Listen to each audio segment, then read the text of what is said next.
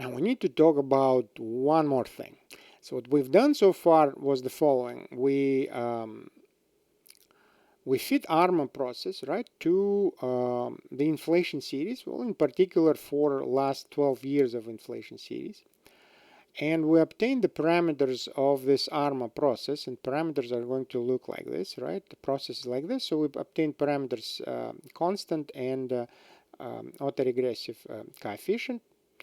And then using bootstrapping, we were able to, bootstrapping or delta method, we were able to estimate the function of this coefficient, which is a long run mean of the process, right? And using bootstrapping, we were actually able to obtain the distribution of R, or at least sample from that distribution. We saw it's pretty close to normal. However, there is this interesting thing. So think of this. When we are applying something like maximum likelihood estimation or a regression, linear regression, something interesting happens. The theory tells us, and you can see it in Shumway and Stoffer in particular, for instance, in property 6.4, that the distribution of the parameters of the regression, time series regression, or ARIMA of constant and autoregressive term phi, these are random variables. They are random functions of the sample. So the theory says that C and phi should come from bivariate normal distribution, which has variance covariance matrix. So think of this. C is normal and phi is normal. They are correlated, but that's less important. But they're normal. That's what theory says. Right? But then Marsaglia, this researcher Marsaglia, showed something interesting. He said, well, if he says C and phi are normal, even if they're correlated, then the result of the expression like this, which is basically a ratio of one normal number to another, because 1 minus phi is also normal. As phi 1 is normal, 1 minus phi is also normal. So the ratio of two normal numbers, Marsaglia says, theoretically, is Cauchy distribution. But Cauchy distribution does not have variance. It doesn't have any moments. Actually, it doesn't have a mean, it doesn't have a variance. But remember, when we were applying bootstrapping earlier, we were able, with delta method, we were able to obtain the variance of this expression. But with bootstrapping, we could get any kind of moment, finite moments. Cauchy says it should be infinite or indefinite, but we were able to obtain numbers. So there's some kind of a contradiction here, right? Again, the idea is because this is a regression, we're getting these parameters C and phi from regression. Asymptotically, these parameters are coming from bivariate normal. So these are two normal numbers, and the ratio of normals is Cauchy. But if it was Cauchy, we shouldn't be able to obtain variance of this estimator. However, we did. So what is the contradiction here? So let me demonstrate what Marsaglia's theoretical result means, right? So I'm going to sample from C and phi from the bivariate normal as it should be in theory, right? So I'm going to get variance covariance matrix from my you see, this variance covariance matrix from my regression, and these are my parameters. So I'm going to use these to sample from normal bivariate distribution. I'll get 10,000 samples of these two parameters, which are constant C and phi, and then I will calculate this quantity, which is long run mean. So you see, then I'm calculating long run mean, and let's look at the parameters like mean, standard deviation, median, and so on. So here what I'm showing, 10 random samples, 100 samples, 1,000, and 10,000. What do we see? We see something interesting. Look at the mean. The mean. Mean seems unstable. So 2.7 minus 0.66, and like it's jumping around. And look at the standard deviation, 0.57, 25, 23, and so on. It doesn't seem to be converging. And actually, even the mean is not converging. All right, if we keep running it, we will be getting different numbers here. So it shows that if marsaglia is right, if these are random from normal distribution from bivariate, and we're calculating this value, then this value is probably Cauchy, right? Look at the kurtosis. -1 and then becomes 694. That's a huge kurtosis. Kurtosis of normal distribution is 0.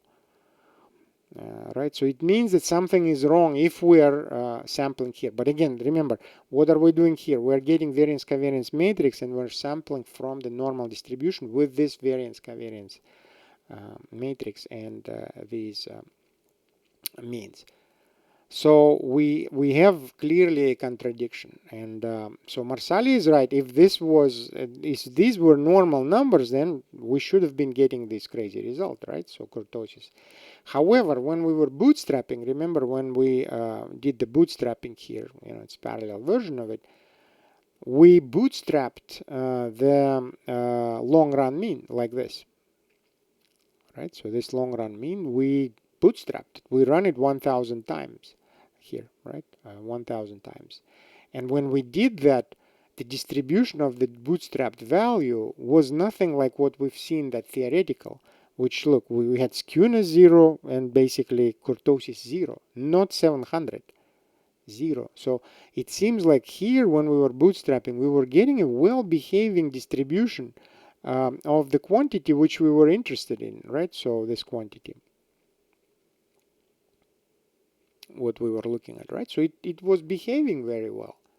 So how do we resolve this contradiction? It seems like empirically applying delta method or bootstrapping should be fine.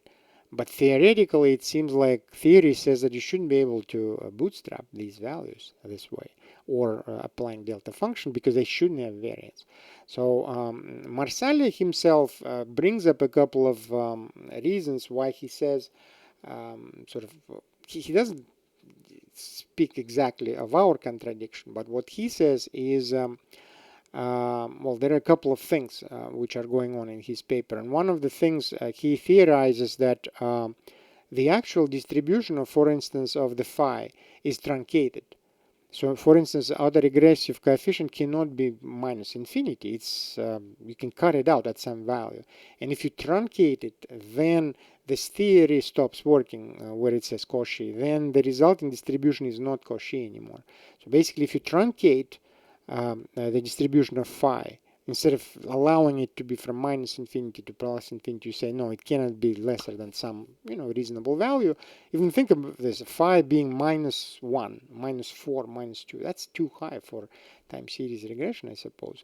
So basically, marsaglia is saying for actual data, we can approximate this distribution as normal.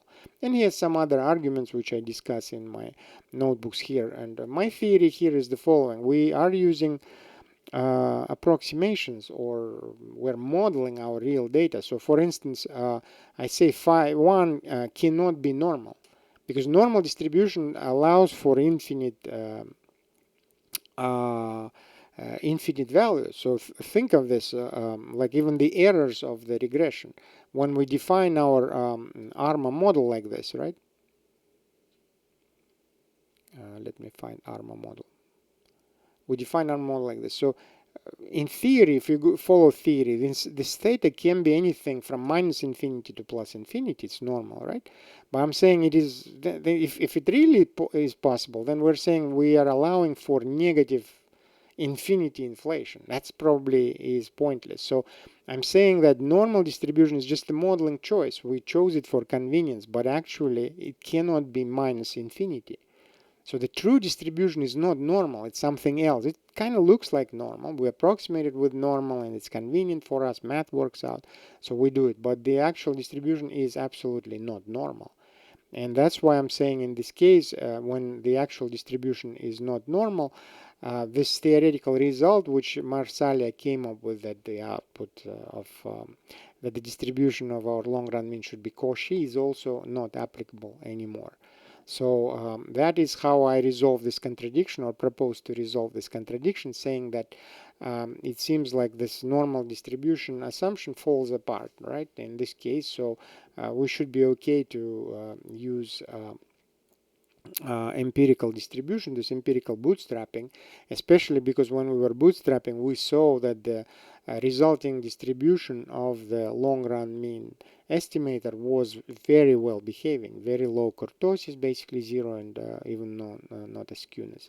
Now, Marsaglia's theory itself, if you read the paper, and I give you the references here, Marsaglia and then the other guy, Press, who also showed that similar results with Cauchy distribution and ST1 holds for T distribution too. So if your parameters for a small sample, like ours, 49 only, 49 observations, you might argue that for this sample, asymptotic normality doesn't work.